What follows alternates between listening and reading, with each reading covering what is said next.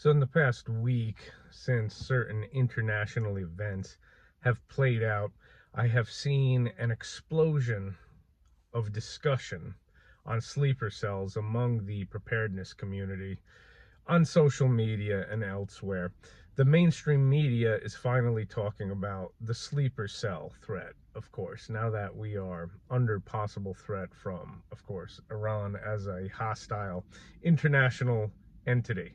Well, what I find particularly interesting is a number of high profile influencers in the preparedness space are now talking about their new EDC for sleeper cells, right? They're carrying, bigger guns, more spare magazines, whatever.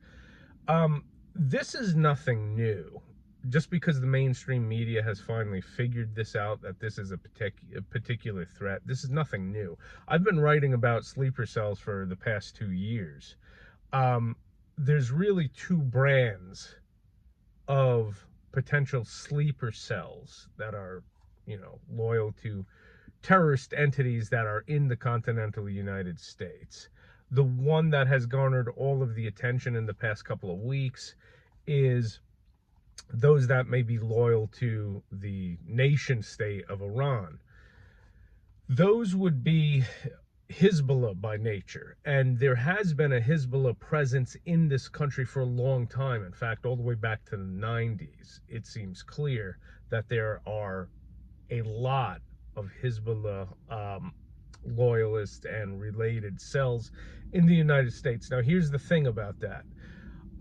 The Shiite radical Islamic factions that come from the Shiite side of the greater Islamic world, of course, the vast majority of which is no issue, right? But the radical sides of it have historically never been overtly aggressive to the West. So yes, they have participated in fighting against us, our armed forces, during the war in Iraq and that sort of thing.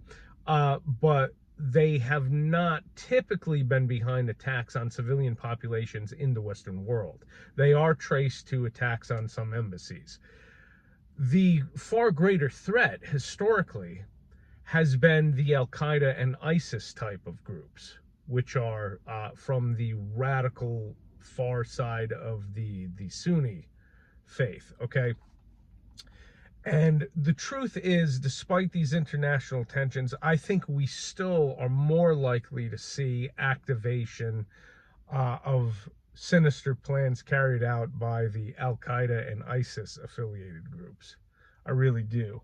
Um, if it came from the Hezbollah cells, it would be an act of war. Maybe Iran, if it was finally in a desperate enough position, they would try to activate that. That, of course, would be suicide for the regime to do that, right? So, my point with all of this is it's nothing new. We have allowed our country to get infested by bad actors, many of which are going to be willing to carry out mass murder against the population. So this idea that all of a sudden, just because the mainstream media in the past week has decided to talk about this, that shows an absolute ignorance among most people, even in the preparedness community. This is nothing new. I've been writing about it for years. I've been discussing it for years on different shows and podcasts. My advice is regularly watch the Survival Dispatch news. That particular show, brought to you by Survival Dispatch, which is a company that caters to preparedness. I've been an intermittent guest with them over the past couple of years, on once in a while to discuss these kind of things. They have been talking about this threat for years now, and they have brought on experts that come out of law enforcement and intelligence agencies that have been talking about this threat for years. This is nothing new. So my advice is that needs to get calculated into your daily routine and your daily preparedness. If you think that now you will start to carry, let's say, a full-size service pistol instead of the tiny 380 that you typically carry, just because all of a sudden there's sleeper cells in the country. That's a folly. There's always been these sleeper cells in the country. This is a possible threat. And I would bring everybody back to the table of reality and suggest that while it is possible that these cells do get activated, it is more possible that the cells related to Al Qaeda and ISIS activate at some point. I really believe that. And more possible than both of those eventualities is the ongoing, ever present lone wolf activity. And lone wolf attacks can have an uptick because it is inspired by international events. We see that very often, right? So your world is dangerous. You have to accept that. The world is dangerous. You are still more likely to face, carjacking or a home invasion or, just a thug on the street who demands your wallet than you are to deal with several terrorists. But it's all possible at this point.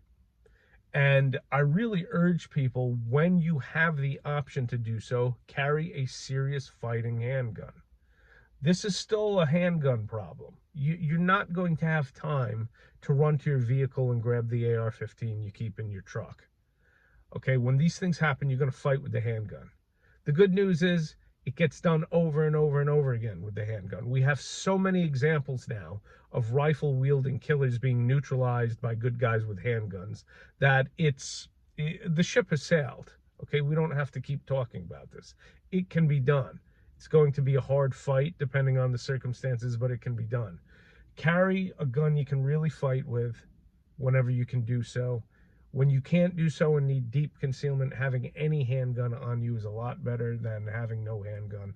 Avoid the likely places of attack for the next few months at least. Okay, let's ride this thing out and hope things calm down. But there's no reason for the preparedness community to pretend the sky is falling and act like this is something brand new. There's nothing new about this has been in the works for decades, literally decades. Okay, there's intelligence that goes back to the 90s saying that there are thousands of Hezbollah operatives in the country. They get involved in doing all kinds of work with the drug cartels and that kind of thing. Okay, so it's nothing new. Be on your A game, be paying attention. Make sure you're carrying your handgun everywhere. Avoid the places that strip you of the right and ability to do that. That's the game plan for now. Let's stick to it.